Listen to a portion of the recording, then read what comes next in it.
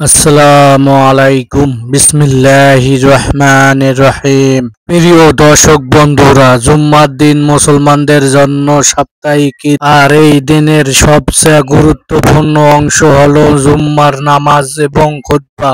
আজ আমরা জানবো যেমন ছিল মহানবী হযরত মুহাম্মদ সাল্লাল্লাহু আলাইহি ওয়াসাল্লামের জুম্মার খুতবা। নবীজি হযরত মুহাম্মদ সাল্লাল্লাহু আলাইহি ওয়াসাল্লাম খুতবা শুরু করতেন আল্লাহর প্রশংসা দিয়ে আলহামদুলিল্লাহ বলে। এরপর তিনি তাকওয়ার উপদেশ দিতেন এবং কোরআনের আয়াত তেলাওয়াত করতেন। তার খুতবা ছিল সংক্ষিপ্ত, স্পষ্ট ও গভীর, যাতে সাধারণ মানুষ সহজে বুঝতে পারে। তিনি সপ্তাহে মানুষকে ঈমানদার করা, নামাজ কায়েম করা, দান সদকা করা, ন্যায় পরায়ণ হওয়া, সততা বজায় রাখা এবং সমাজ সংকীর্ণের শিক্ষা দিতেন। সময়ের উপযোগী বিষয়গুলি তিনি খুতবায় উল্লেখিত করতেন, যাতে মুসলমানরা জীবনযাপন ও দাওয়ায় উভয় ক্ষেত্রে সঠিক পথে থাকতে পারে। খুতবার শেষে নবী হযরত মুহাম্মদ সাল্লাল্লাহু আলাইহি ওয়াসাল্লাম উম্মার জন্য রহমত, বরকত এবং কল্যাণের দোয়া করতেন।